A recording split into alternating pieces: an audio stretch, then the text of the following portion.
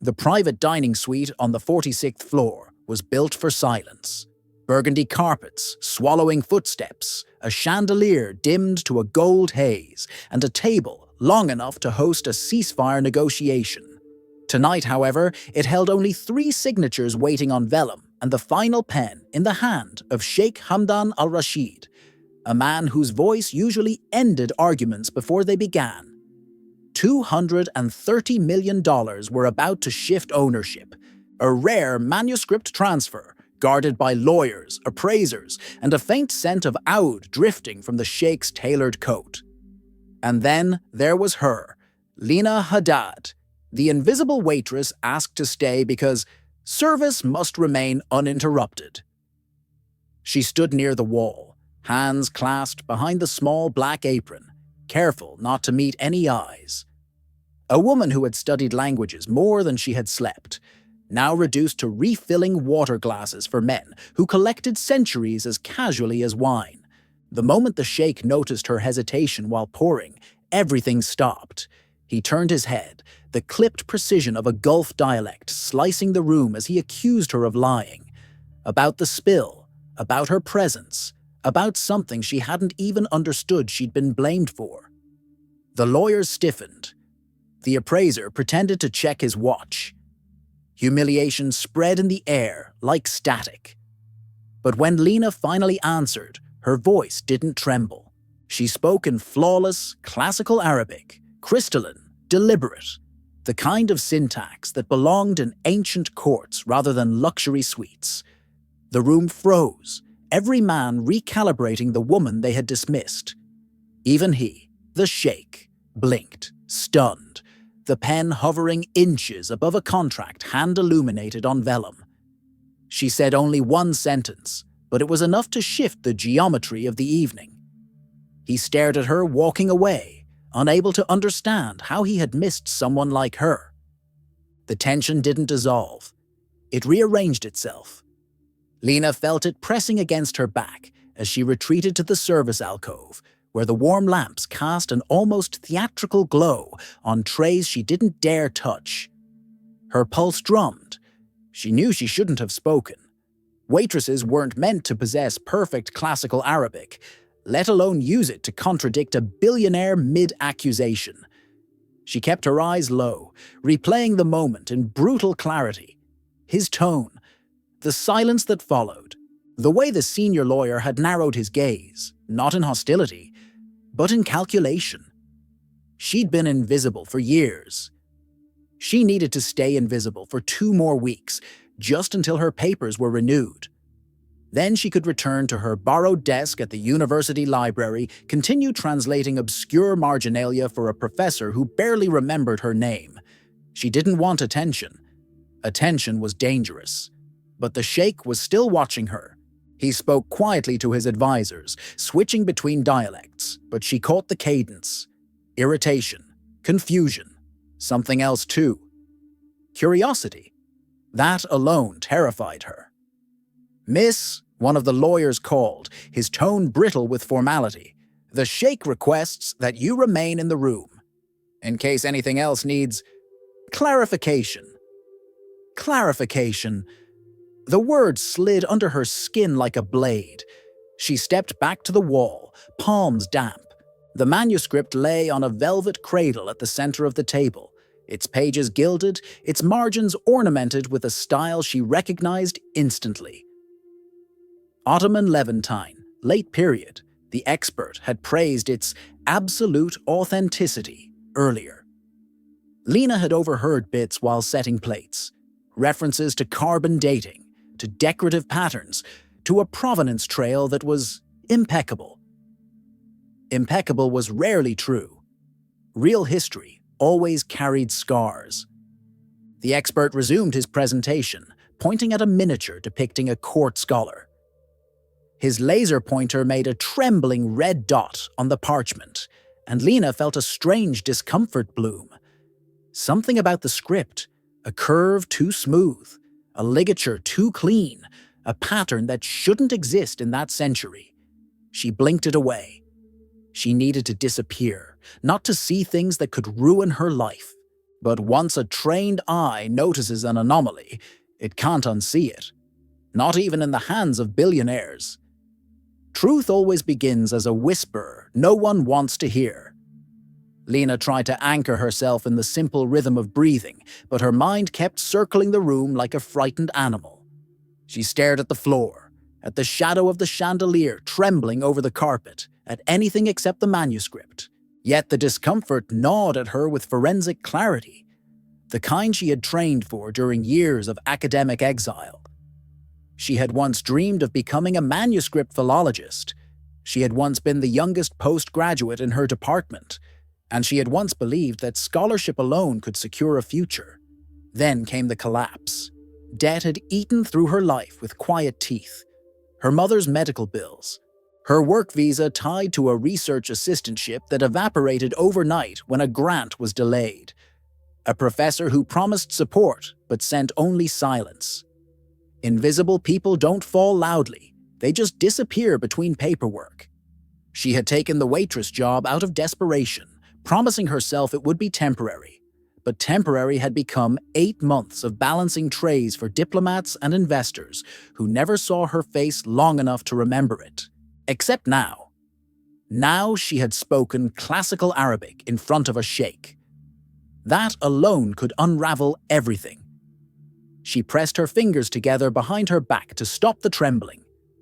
The expert continued his presentation, praising the manuscript's unbroken chain of ownership, the harmony of the calligraphy, the consistency of the pigments.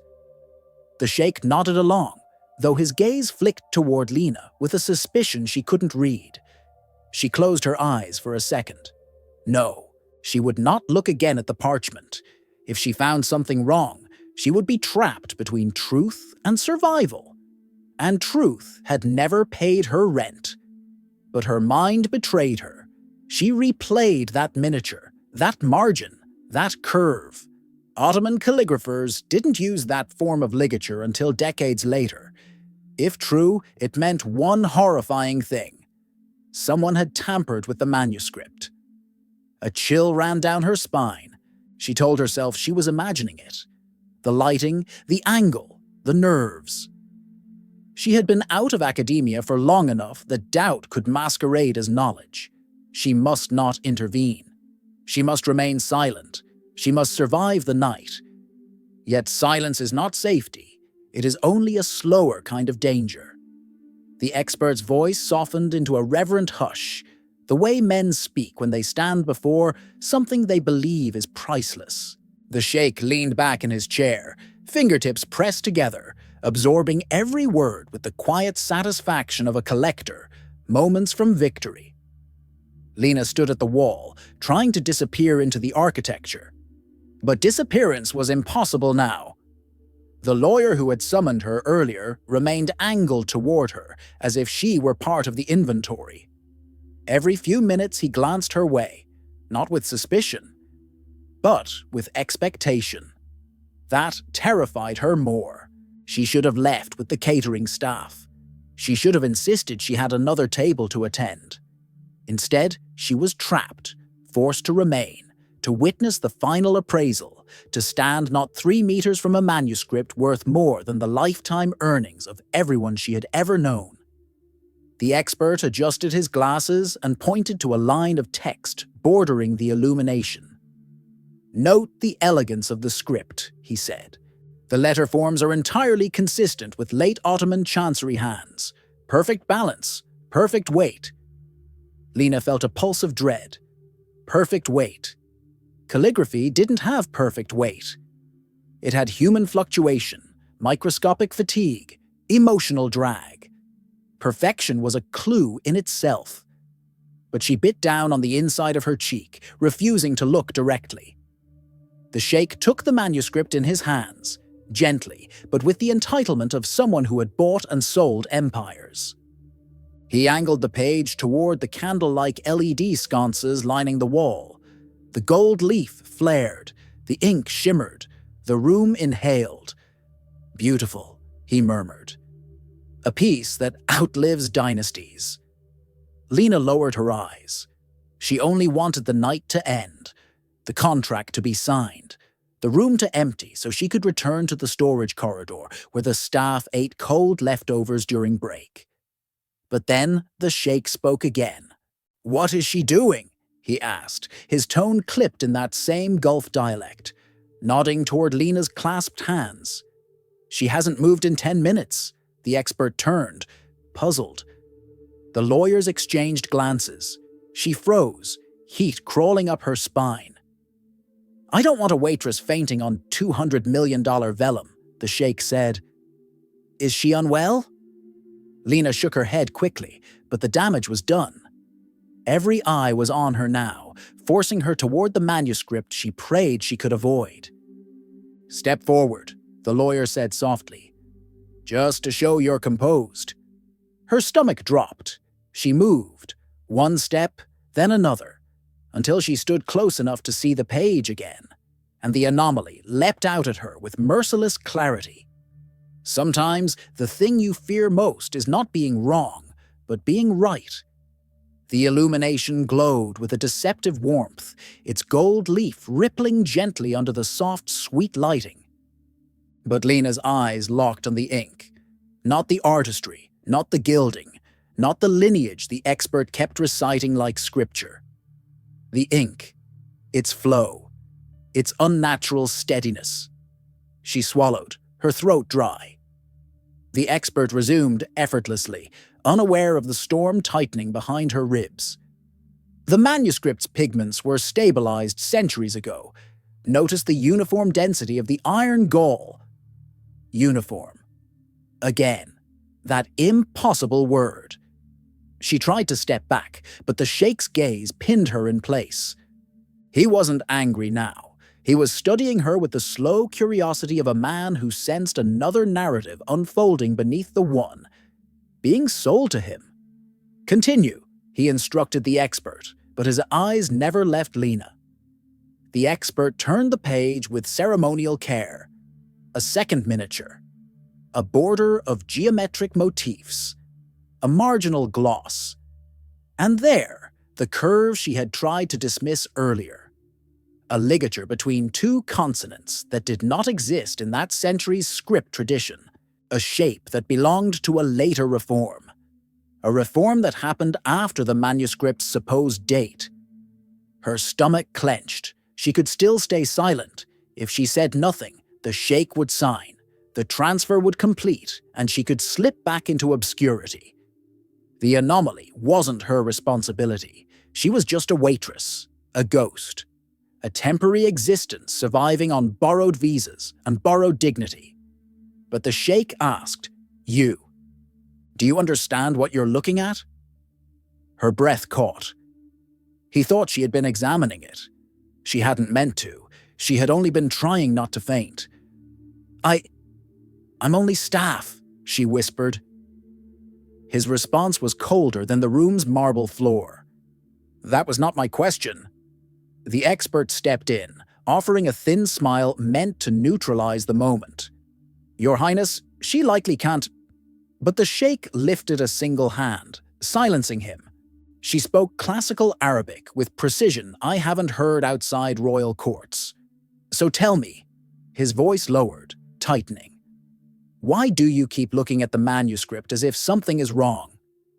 Lena felt the walls close. The lawyers leaned forward. One of them scribbled something on a pad. Her heart hammered, begging her to lie, to apologize, to retreat back into invisibility. But her training, the years she thought were wasted, surged up like instinct, demanding accuracy, integrity, truth. Still, she said nothing. Silence stretched, taut as wire. The expert chuckled lightly, mistaking her fear for ignorance. "Your Highness, she's overwhelmed. Waitstaff aren't trained to—" But Lena's eyes flicked once more to the ink, catching an impossibly smooth terminal stroke. A stroke that could only be produced by a modern steel nib, not the reed pens of the era. A single, horrifying fact crystallized. This manuscript had been altered, and whoever altered it had done so recently. Within a decade. She felt her pulse in her fingertips. You can bury a truth, but you cannot persuade it to stay dead. Lena tried to steady her breathing, but the air in the suite had thickened, saturated with the heat of expectation. The experts at the table continued their ritual performance, pointing, praising, reaffirming, but the Sheikh's attention circled her like a quiet predator. He sensed something. Not the anomaly yet, her. Invisible people are rarely scrutinized. Once they are, there is nowhere to hide. The lead appraiser turned the manuscript toward the Sheikh again, launching into a final flourish. The dating tests confirm complete consistency. The historical commentary aligns perfectly. This is as pure a specimen as one could ever hope to acquire. Pure, impeccable, perfect. Lena knew all those words meant the same thing. Someone was overselling. "Before you sign," one of the lawyers said, sliding the contract forward, "you should review the indemnity clause again. Very standard. Full liability transfers after verification, of course." The Sheikh didn't look at the contract. He looked at Lena. "You," he said, "come closer." Her entire body locked. A soft shiver crawled from the base of her spine up to her scalp. She stepped forward because refusing wasn't an option. The velvet cradle holding the manuscript seemed almost to hum, as if aware that its veneer of perfection was seconds from collision. "Tell me your name," the Sheikh said, voice flat. "Lena," she whispered. "And what exactly are you seeing that the others are not?" The expert laughed under his breath. "A mistake. I assure you, she sees nothing. People with no training often imagine—" Lena's eyes snapped to the manuscript in spite of herself. She saw the ligature, the ink density, the two perfect ruling lines that looked like they were machine-guided. Training was not her problem. Fear was. And fear made her voice shrink to a thread. "I am not qualified to comment, Your Highness." A flicker, irritation, then suspicion, crossed his face. "She is avoiding the question," one lawyer murmured. "Or hiding something," another added. Lena's heart slammed against her ribs. If they pushed her further, she could lose more than her job. Claims of interference, defamation, or obstruction in a $230 deal could destroy her visa status overnight. She could be removed from the country before sunrise. The expert noticed the shift in the room and moved quickly to reclaim control. "Your Highness, please, allow us to proceed. The manuscript is unquestionably authentic. Let the staff return to service." But the Sheikh didn't release her from his gaze. In that moment, Lena realized something chilling. He didn't believe the expert. He believed her silence. Silence can be as loud as a confession. Her hands shook, slightly, almost imperceptibly, but enough that the Sheikh saw. His expression sharpened. "There is something wrong," he said quietly. It wasn't a question. The room stopped breathing. Every man at the table turned toward her, waiting for the invisible woman to either vanish again or detonate their entire transaction with a single sentence. Truth may begin as a whisper, but sometimes it arrives like a blade. The chandelier's gold glow seemed to dim, as if the room itself recoiled from what was about to happen. Lena felt the pressure of attention tighten around her like a noose. Every gaze, the Sheikh's sharp, the lawyer's eager, the expert's defensive, pinned her against the velvet cradle holding the manuscript. She didn't want this. She didn't want any of it. All she needed was 2 more weeks of wages. Enough to renew her papers.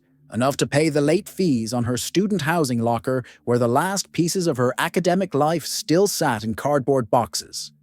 Marginalia notebooks, calligraphy grids, and the thesis draft she never finished. She couldn't lose everything over a ligature. The Sheikh's voice was steady, but beneath it ran a current of cold authority. "You saw something." The expert tried to intervene again, his tone brittle. "Your Highness, she is under stress. This happens." "What did you see?" the Sheikh repeated, ignoring him, Lena's throat tightened. Her mind scrambled for an escape. She imagined shaking her head, apologizing, claiming dizziness, anything that would allow her to retreat back into the safety of obscurity. But survival had never been simple for her, and truth, once recognized, claws at the conscience. She inhaled slowly.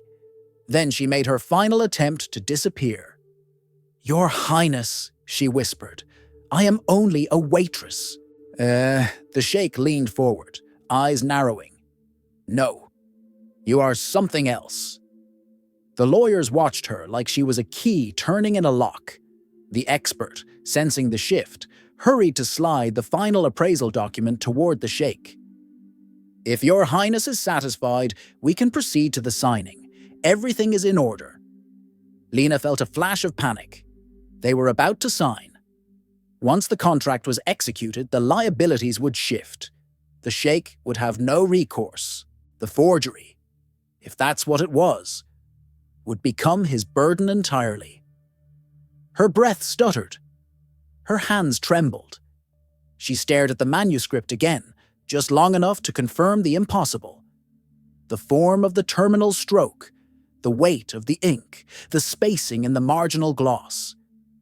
Each detail was perfect in a way that no human hand from that era could achieve. Perfection was the flaw. Her chest tightened. She couldn't unsee it. She couldn't swallow it. And she couldn't let a man, even a billionaire, walk blindly into a trap this enormous. But speaking meant destroying her life. Staying silent meant destroying his. The Sheikh reached for the pen. The expert exhaled, relieved. The lawyers leaned in. And Lena realized there was no path left where she could remain invisible. Her knowledge had already trapped her. The moment she had spoken classical Arabic, the moment she had looked too closely. If she did not speak, she would become complicit.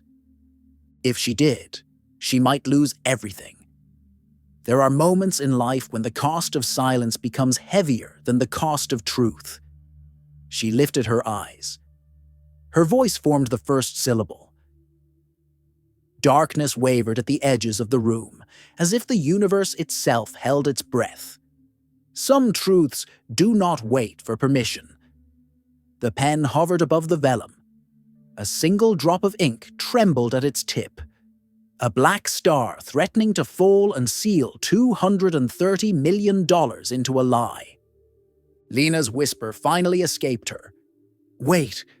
The word barely existed in the air, but somehow it cut through every other sound. The rustle of suits, the hum of ventilation, the soft buzz of the chandelier. The Sheikh froze, turning his head fraction by fraction toward her. The expert straightened sharply. "Your Highness, with respect." "Silence," the Sheikh said, without raising his voice. The expert sat back as if shoved. Lena felt her pulse climb into her throat. She knew this was the point of no return. The moment the invisible girl invited every consequence she had always feared. She stepped closer to the table. Her shadow touched the edge of the velvet cradle. The manuscript lay open to the illumination she had tried so hard not to examine. Under the warm lights, the ink gleamed too evenly, too controlled, too modern. But the expert still wore the smug certainty of a man who believed his authority was unshakable. "I must ask," he said stiffly, "on what basis this staff member believes she can interrupt an appraisal of—" "It wasn't the illumination," Lena said softly. The expert blinked. "What?" Her hands shook, but she forced her gaze to hold steady. It was the ligature in the marginal gloss. A ripple moved through the room. One of the junior lawyers stiffened. Another stopped breathing entirely. The expert's face tightened. What ligature? "The one connecting the consonants near the figure's shoulder," Lena said, her voice still barely more than a breath. "A joining form that did not exist in the period you're claiming." The expert laughed, too loudly, too quickly. "This is absurd. She is imagining inconsistencies. The ink weight is wrong, she added. The laughter died. The line spacing is too exact, she continued. The expert's complexion paled, and the terminal stroke on the miniature caption. She hesitated, then said the thing that shattered the room. It was drawn with a modern steel nib. Silence detonated across the suite. The expert slammed his palm onto the table. Impossible! But the Sheikh, he didn't shout. He didn't blink. He simply lowered the pen, slowly, and murmured, "Explain." Every instinct in Lena screamed to back away, to swallow her words, to run. But she couldn't unsee the truth. And now that she had touched it, it demanded exposure. She placed her trembling fingertips on the table's edge, steadying herself. "The manuscript has been altered," she said quietly. "Someone modified it within the last decade." The expert's chair scraped violently. "Your Highness, this is outrageous." "Show me," the Sheikh said. 2 words. No anger. Only lethal calm. Lena swallowed hard. Because this was the moment she had feared most. The moment she had to step fully into the light, with every consequence waiting behind it. Sometimes the smallest detail becomes the hinge on which fate turns. Lena's fingertips hovered just above the manuscript. She didn't dare touch it, not with lawyers watching, not with a Sheikh whose patience had thinned to a blade. Her breath trembled, but her voice, when it came, was steady enough to fracture the room. "Your Highness," she said, "if you sign that contract now, you inherit liability for every irregularity in this manuscript." The expert lurched forward. "She's not qualified to say that." But the Sheikh's gaze was fixed solely on Lena. "Show me the irregularity." Her pulse hammered. She had crossed the threshold. There was no way to disappear now. In front of her lay ink worth more than entire neighborhoods. One wrong word, one misinterpreted gesture, and she could be accused of interfering in a 9-figure transaction. Still, she stepped closer. She didn't touch the parchment. She gestured just above it, her finger tracing the air above a line of script. "There," she whispered. "The ligature connecting these 2 consonants. The form is too smooth, too elongated. This style emerged after a reform in calligraphy norms. Decades after this manuscript's supposed creation." The expert scoffed. "Your Highness, she's cherry-picking stylistic coincidences." But Lena continued, her voice tightening with controlled panic. Late Ottoman scribes worked with reed pens. The strokes widened microscopically under pressure, especially at the start and end of each letter. Here, she leaned in, her breath catching. The terminal stroke is unnaturally uniform. That's a trait of modern steel nibs. She felt her legs weaken. She'd gone too far. She'd exposed too much. One lawyer whispered urgently to the other. "If she's right, the indemnity clause flips. He would lose recourse after signing." The Sheikh heard it. His expression changed, subtly, but unmistakably. He looked at Lena, the way one looks at a crack appearing in a dam. "What else?" he asked softly. She hesitated, her academic instincts at war with her survival instincts. The expert snapped, "Your Highness, this is absurd. A waitress claiming to—" "She's not claiming," the Sheikh said, voice low and lethal. "She is demonstrating."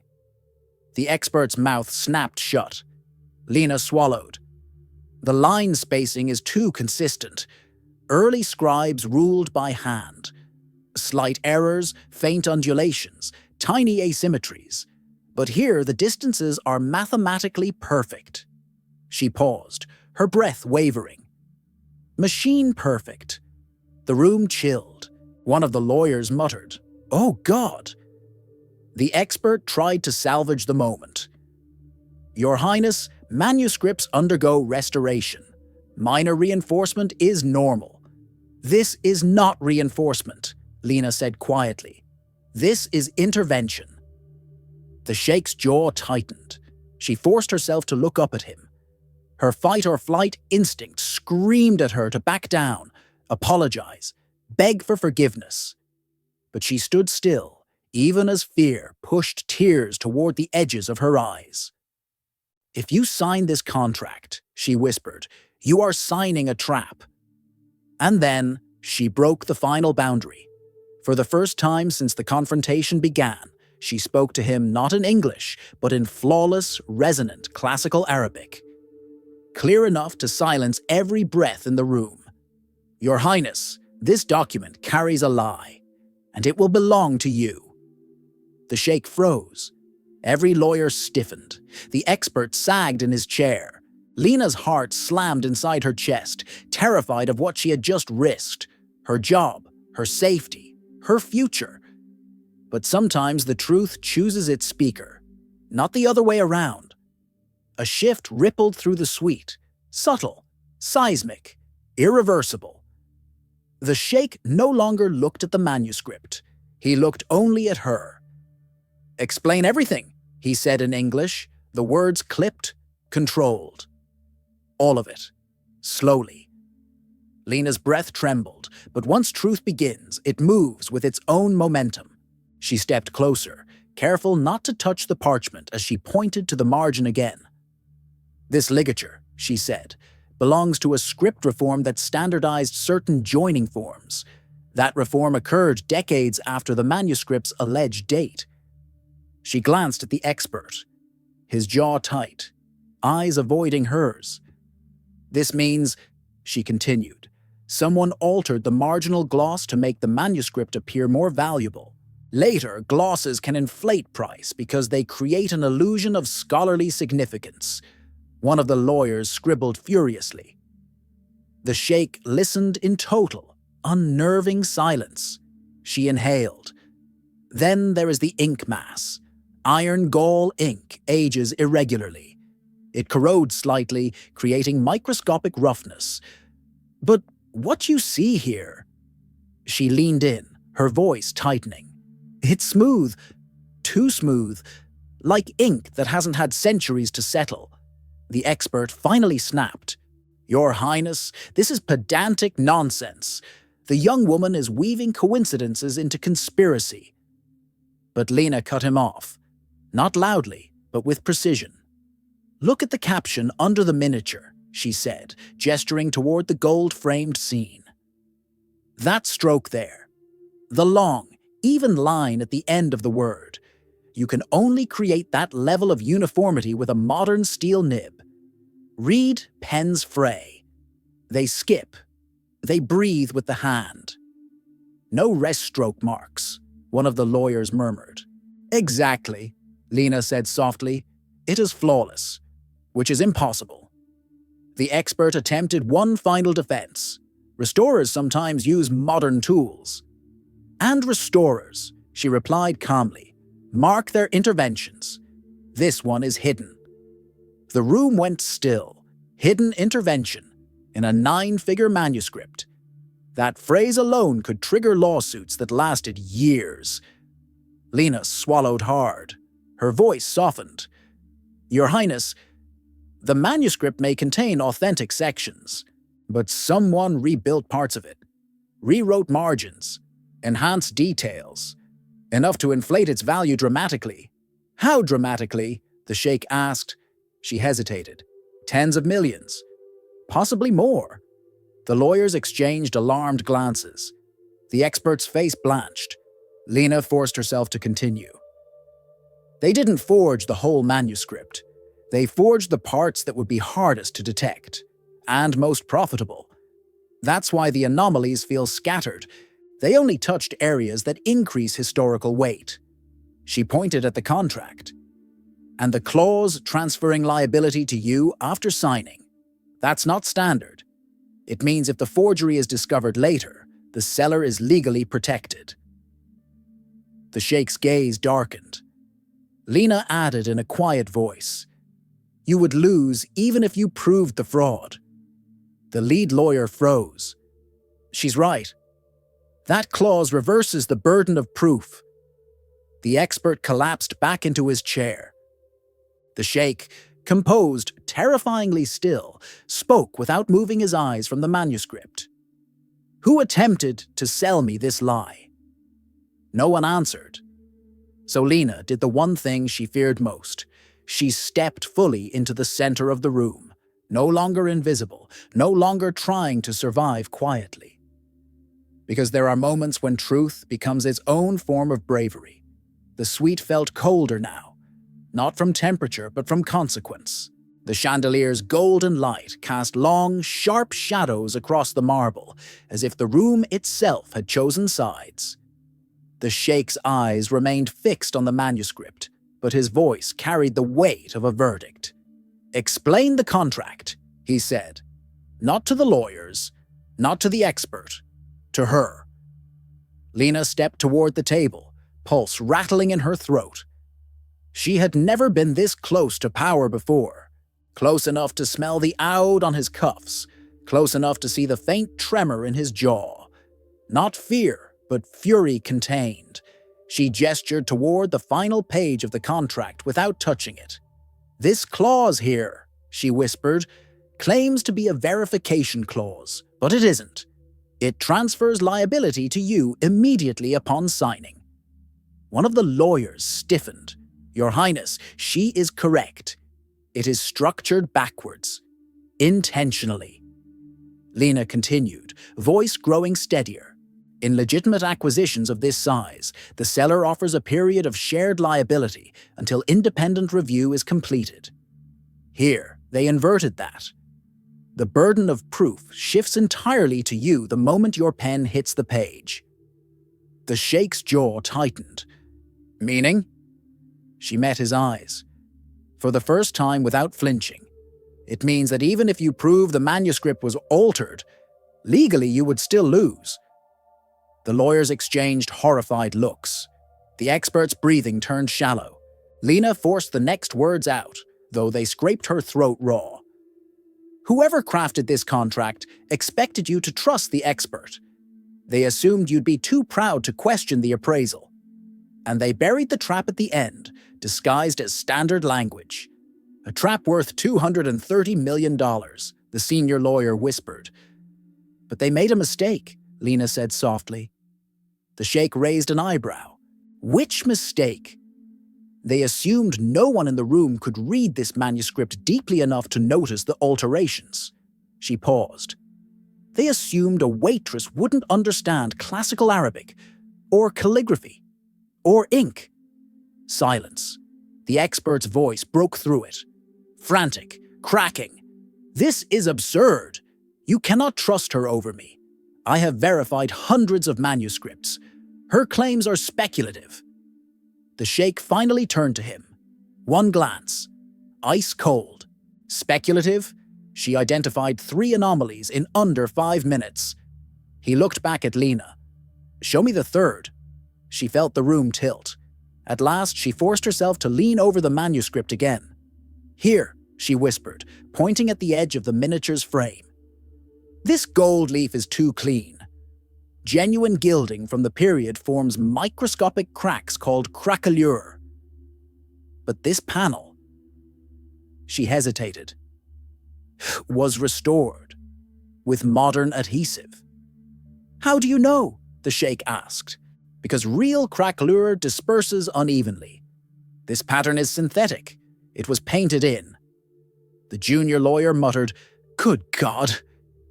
The expert sagged, his facade disintegrating. The Sheikh leaned back in his chair, exhaling once, long, controlled, lethal. "So the manuscript is partly real, partly fabricated, and the contract protects the fabricators." "Yes," Lena whispered. She braced for anger, a storm, an accusation, something that would shatter her world as easily as the men in this room could shatter her life. But instead, the Sheikh asked a single, quiet, devastating question. "How long have you been seeing details no one bothers to see?" She froze. It wasn't a threat. It was recognition. In that moment, Lena understood something terrifying and freeing. She had just crossed out of the life she had been surviving and into a world that had finally noticed her. Visibility is frightening, but invisibility is fatal. For a moment, no one moved.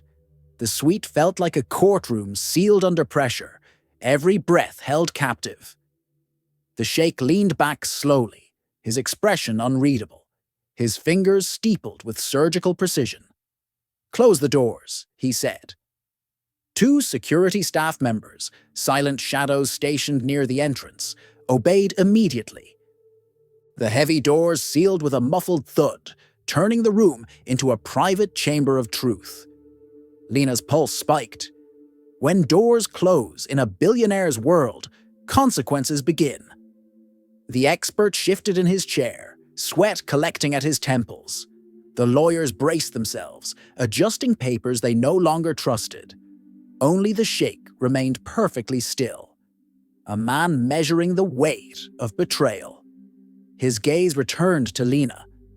"When did you realize something was wrong?" he asked. She hesitated. "When I overheard the phrase perfect weight. Calligraphy doesn't have perfect weight, only machines do." The lead lawyer murmured, "She caught that from across the room." Lena looked down, almost ashamed of her own perception. "I wasn't trying to interfere. I just notice patterns. It's how my mind works." The Sheikh studied her with unnerving intensity. "Continue." She approached the manuscript again, careful to hover rather than touch. The marginal gloss uses a joining form that didn't exist yet. The ink mass doesn't show natural oxidization. The illumination's craquelure is painted rather than fractured. Then she pointed, very gently, at the gilded border. "And this pattern, it follows a geometry too precise for hand drafting in the documented workshop. Someone used modern tools to guide symmetry." The expert burst. "Your Highness, I demand you stop indulging this." "Demand," the Sheikh said softly. The expert went silent instantly, a quiet that felt like a verdict. The Sheikh turned his attention back to Lena. "The contract. Explain how they meant to trap me." She inhaled, steadying herself. "The indemnity clause isn't just reversed," she said. "It's phrased so the seller has no obligation to reveal prior restoration or alteration. You inherit total responsibility, including legal exposure if the manuscript is later challenged." One lawyer paled, "Meaning any fraud accusation would target you." "And the seller," Lena added softly, "would be protected." The Sheikh's eyes sharpened. Protected or complicit? The expert visibly flinched. Lena didn't look at him. She couldn't. Instead, she focused on the manuscript, on the quiet, damning details she wished she had never seen. "The alterations weren't made by an amateur," she said. "They were made by someone who understood calligraphy, pigments, and historical aesthetics. Someone skilled, someone confident." The lawyers exchanged glances. One of them whispered, "She's describing an insider." The expert's hands curled around the edge of his chair. The Sheikh exhaled once, slow and deep. Not anger, calculation, the kind that precedes a storm. "Miss Lena," he said, voice low, "if I had signed this contract tonight, what would have happened to me?" She looked at him, truly looked, for the first time. And she told him the truth. "You would have become the owner of a compromised manuscript, liable for its defense, trapped legally, and publicly humiliated when the forgery surfaced.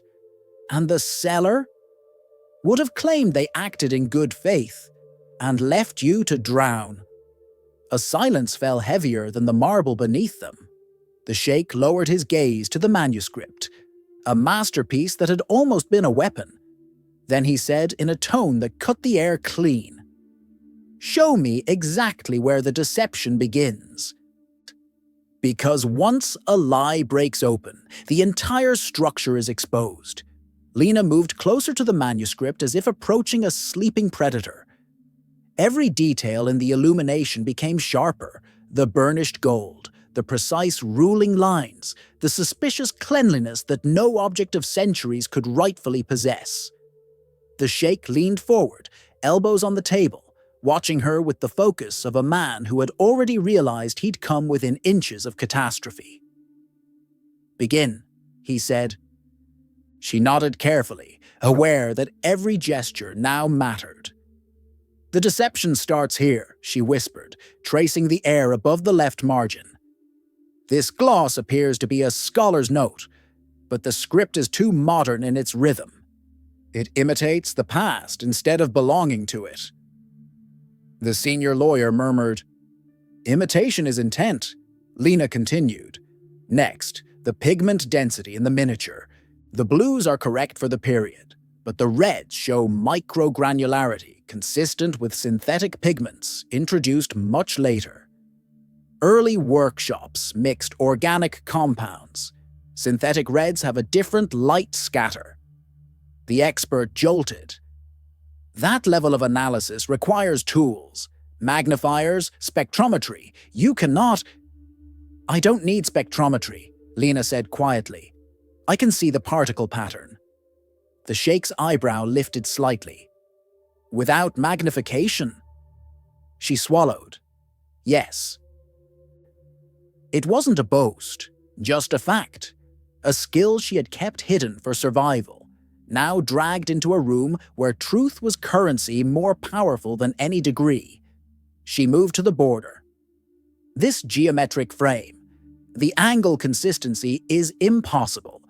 Human drafts fluctuate at the corners. These were guided, likely with a modern drafting instrument." The junior lawyer whispered, "So the frame is new?" Lena nodded. "Or reinforced, but reinforced without disclosure." She hesitated, because the next revelation carried the heaviest weight. "And finally," she said, voice trembling with both fear and certainty, the caption under the miniature. The Sheikh leaned in. "This line," she continued, "was lifted from an entirely different manuscript tradition, a text that doesn't belong to this region or era. Someone added it to increase scholarly value."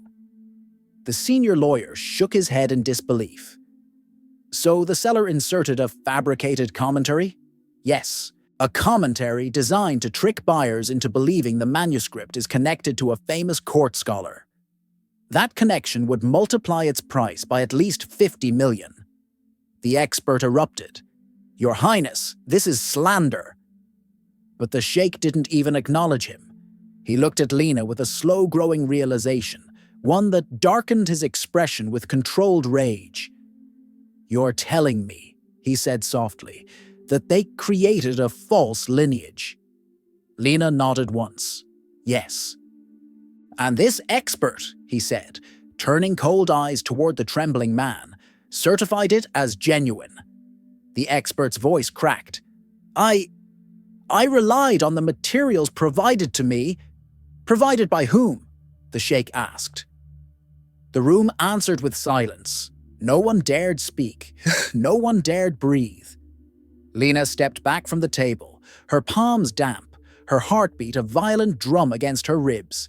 She had exposed everything, more than she ever intended, more than she ever believed she would be brave enough to say. The Sheikh's gaze softened, only slightly, when it returned to her. "You have saved me from a ruinous mistake," he murmured. For the first time that night, Lena allowed herself one small, trembling breath. Sometimes courage doesn't feel like bravery at all.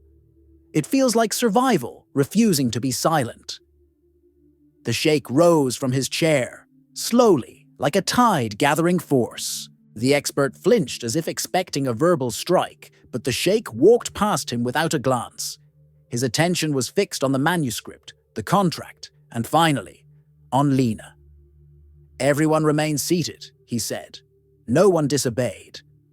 The room shifted into a new configuration of power, no longer seller and buyer, no longer expert and client. Now it was truth at the center, orbiting around the woman who had spoken it. "Miss Lena," he said. "Walk me through the sequence of the fraud, as you see it." Her breath trembled. "You want the full reconstruction?" "Yes." The lawyers leaned forward. The expert shrank into his chair. Lena steadied her hands behind her back, trying to ground herself. "Then the sequence begins with a genuine base manuscript, authentic but not extraordinary, valuable but not enough to command a 9-figure sale." The senior lawyer nodded grimly. "So they needed to inflate it." "Yes," she continued. "They added glosses, marginal notes, to imply scholarly commentary. That kind of addition can create an illusion of historical relevance." She pointed gently toward the left margin. "This section was rewritten with modern tools. The ligatures don't match period patterns." She moved her hand over the illumination. "Then they enhanced the artwork. The gold leaf is partly original, but the borders were repainted to appear more pristine. That raises perceived value." Her voice softened. "Then came the most dangerous step." The Sheikh tilted his head. "The caption?" "Yes. Someone inserted a commentary linking the manuscript to a renowned scholar. That alone could add 50 to 80 million to an appraisal." The expert squeezed his eyes shut. "And to make all of this irreversible," Lena said, "they structured the contract to protect themselves and to leave you defenseless." The Sheikh stared at the document. "The indemnity clause. Trapped inside legal language," she whispered. "If you had signed, any future discovery, any challenge, would fall entirely on you." One lawyer whispered, "This wasn't negligence. This was engineered." The Sheikh turned sharply toward the expert. Not loudly, but with a precision that made the air crackle. "Who brought you this manuscript?" the Sheikh asked. The expert's lips parted, but no answer emerged. Lena's voice unexpectedly filled the silence. "He won't say, because if he does, he implicates himself." All eyes snapped toward her. She swallowed, terrified of her own audacity. This level of alteration requires access to a controlled studio, someone with training, someone with financial incentive. The Sheikh stepped closer to the expert. "Do you know who modified it?" The expert trembled. Silence. Guilt in its purest, most cowardly form. "That is an answer," the Sheikh said quietly. The expert's shoulders collapsed. Lena looked away, not out of pity, but because the moment felt too dangerous to witness directly. After all the months she'd spent trying to remain unseen, suddenly she was the one everyone watched. The Sheikh turned back to her. "You recognized what my team failed to detect," he said. "You dismantled a $200 million deception in minutes." Lena shook her head faintly. "I only noticed the details no one else wanted to see." He studied her, long enough to make her heart race. Not as a waitress, not as a servant, as something else. Then, in a voice low enough to chill the room, he said to the lawyers, "We proceed with full exposure." The expert's face drained of color. Lena's breath faltered. Because exposure meant consequences, on a scale she had never imagined. And sometimes truth, once spoken, demands more from you than you ever intended to give. The suite shifted from tension to something colder, an investigative quiet, the kind of silence found in courtrooms seconds before a verdict. The Sheikh stood at the head of the table, one hand resting lightly on the manuscript's cradle, as if he were weighing not the parchment, but the intent behind it. "Miss Lena," he said, "step forward." She did. Not because she wanted to, but because she understood too well that refusing would only draw more attention. Her heartbeat flickered beneath her ribs like a trapped bird. The Sheikh looked at her with the calm precision of a man who had built empires by watching people's smallest reactions. "Did you know," he said slowly, "that I have 3 independent appraisal teams? All of them confirmed the manuscript's authenticity." A pause. "But you standing at the wall, saw what they did not. Lena lowered her gaze. I wasn't meant to see anything, yet you did. The expert tried to stand suddenly. Your Highness, please, allow me to clarify. Sit, the Sheikh commanded. The man collapsed back into his chair. One of the lawyers tapped the contract nervously. Your Highness, exposure means litigation. Massive litigation. The sellers will retaliate. They will try, the Sheikh replied, but the contract itself is evidence. He turned to Lena again. And she is the witness no one expected. Lena felt the heat rise in her chest. Your Highness, I don't want trouble. You exposed a $200 million fraud, he said. Trouble is already here. Her knees weakened. She forced herself to breathe, to keep her spine straight. She had faced debt collectors, hostile professors, immigration offices, but nothing prepared her for this. Standing at the center of a billionaire's undoing, holding truth like a lantern in a room where truth could cost her everything. The Sheikh signaled for a magnifying loupe from his assistant. He didn't hand it to the expert. He handed it to Lena. Show me the modern stroke, he said. Her breath stuttered. She accepted the loupe with trembling fingers and leaned over the manuscript. Her shadows stretched across the gilded page, and she could feel the heat of every gaze pressing into her back. There, she whispered, guiding the Sheikh's eye. The terminal stroke. Uniform width. No feathering. No ink pooling. It's machine steady. Impossible for a reed pen. He studied it, long enough that the expert began to visibly unravel. The Sheikh finally straightened. This was deliberate. A statement, not a question. Yes, Lena whispered. And the contract was designed to bury the truth. Yes. The lawyer closest to the Sheikh rubbed his forehead. Then, Your Highness, the case is airtight. Someone orchestrated a staged provenance, fabricated enhancements, manipulated the manuscript, and crafted a legal structure to escape liability. The expert tried again, desperation cracking his voice. I was deceived, just like you. No, the Sheikh said quietly. Deception depends on silence. His eyes slid toward Lena. Silence she refused. A trembling breath escaped her. She didn't feel heroic. She felt exposed, horrifyingly visible. The Sheikh turned to his team. We move tonight, cancel the transfer, launch a forensic review, and notify the sellers that an investigation has been triggered. The room shifted into motion, lawyers whispering, aides taking notes, the experts sinking into dread. But Lena remained still, rooted to the floor, unsure whether she had saved a man's fortune or destroyed her own future. Because truth, once spoken, cannot be taken back, and those who expose a lie rarely walk away unchanged. The suite transformed into a storm of controlled whispers. Lawyers huddled over the contract, assistants typed frantic messages, and the expert sat motionless, his career collapsing in real time. Yet somehow, Lena felt utterly alone, as if a spotlight had been pinned to her and she could no longer step out of it. She stood near the table, hands clasped so tightly her knuckles paled. She had spoken the truth, and now she feared its cost.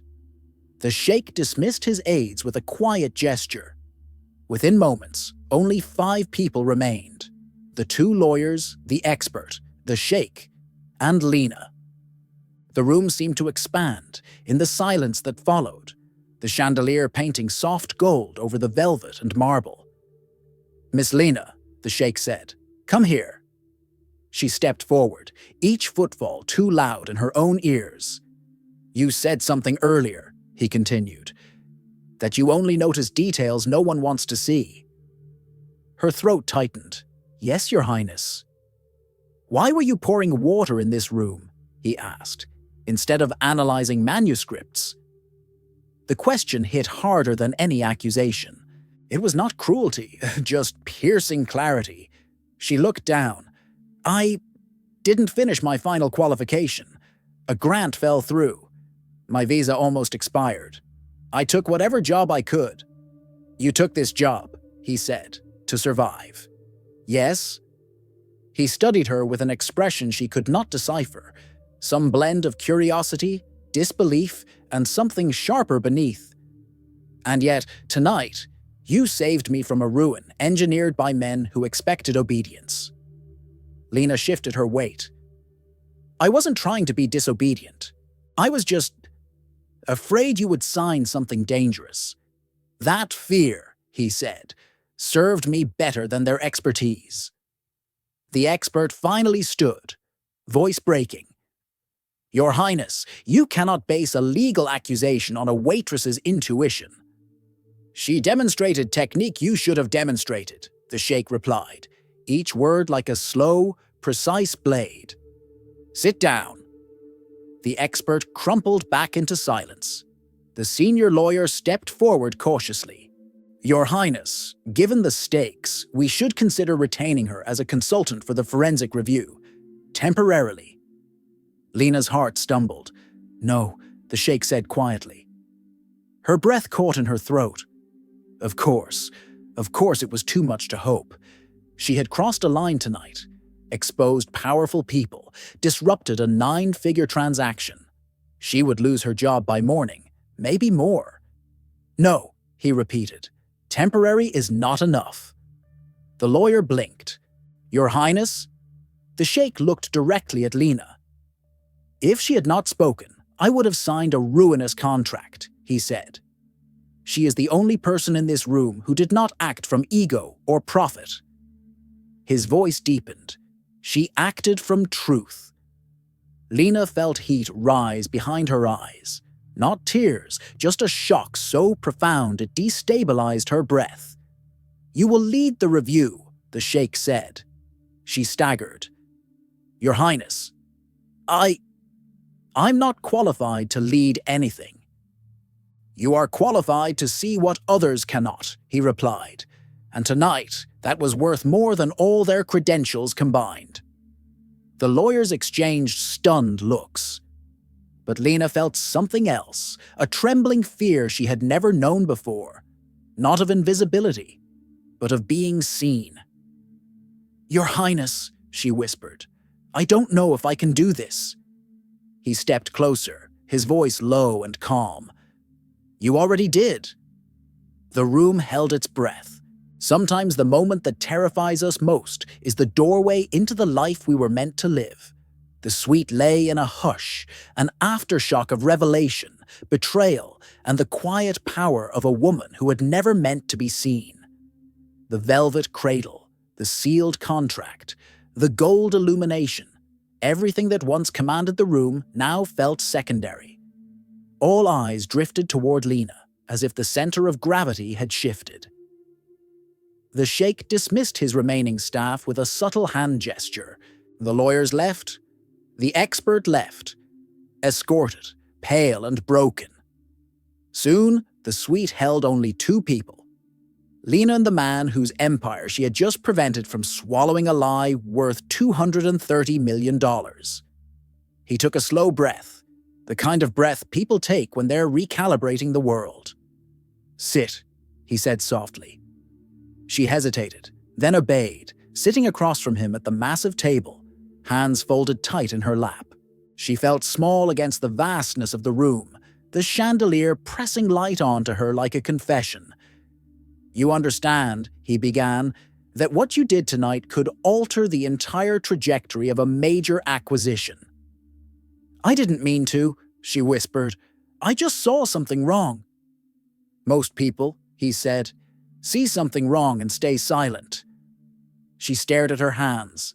He leaned back, studying her with an intensity that made her spine straighten. Tell me something, Miss Lena. Why did you speak? You must have known it was dangerous. Her answer came without thought. Because you were about to sign something that would destroy you. And I couldn't watch that happen. Her voice cracked.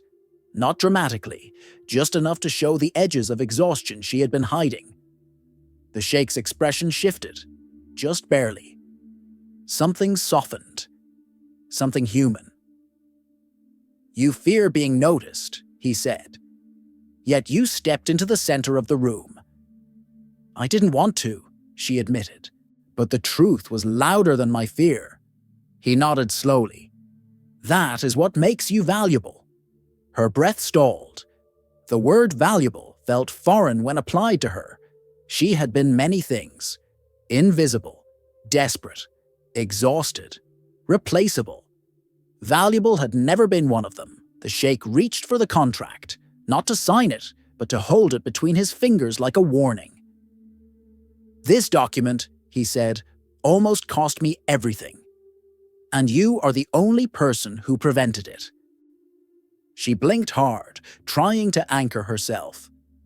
"My team failed," he continued. "Experts failed. But you, underpaid, overlooked, nearly invisible, you saw the truth with more clarity than any person I employ." She swallowed. "I don't know if I can do this work at your level." "You already have." There was no arrogance in his tone, just fact. He leaned forward slightly, the room shrinking around his words. "You saved me," he said. Her breath caught. "And I do not forget the people who saved me." Oh, silence wrapped around them, soft, charged, unspoken. Finally, she whispered, "What happens now?" The Sheikh exhaled slowly. "Now," he said, "I protect you from the consequences of truth. And then, I place you where truth is needed most." Her heart trembled, because the doorway to her new life had opened, and it terrified her more than the lie she had just exposed. But stepping through fear is sometimes the only path to becoming whole. 1 year later, the world she lived in no longer resembled the one where she once balanced trays and prayed not to be seen. The Forensic Manuscript Review Institute occupied only 2 quiet floors in a discreet building near the marina. No marble halls, no grand entrances, just clean light, calibrated instruments, and a silence filled with purpose. Lena walked those corridors each morning with a steadiness she had never possessed before. Her name was on the door now, Director of Textual Forensics, a title she never said aloud without blinking first. She earned enough to breathe, to sleep, to send help home without fear. Her visa was no longer a countdown. Her life no longer balanced on other people's mercy. Sometimes, late in the evening, the Sheikh visited the institute for private reviews. Those meetings were brief, professional, quiet. But he always paused before leaving to say the same thing. "You saved me once. Now you safeguard truth for many." Doom, and Lena would return to her desk, where manuscripts waited under soft white lamps, each one offering a small universe of ink and intention. She no longer hid her knowledge. She no longer apologized for seeing what others overlooked. Standing in the gentle hum of the lab, she finally understood. Most lives change with loud miracles. Hers changed with a whispered truth spoken at the exact moment someone needed to hear it. If this story held you, moved you, or made you lean closer, like, share, and subscribe for the next one.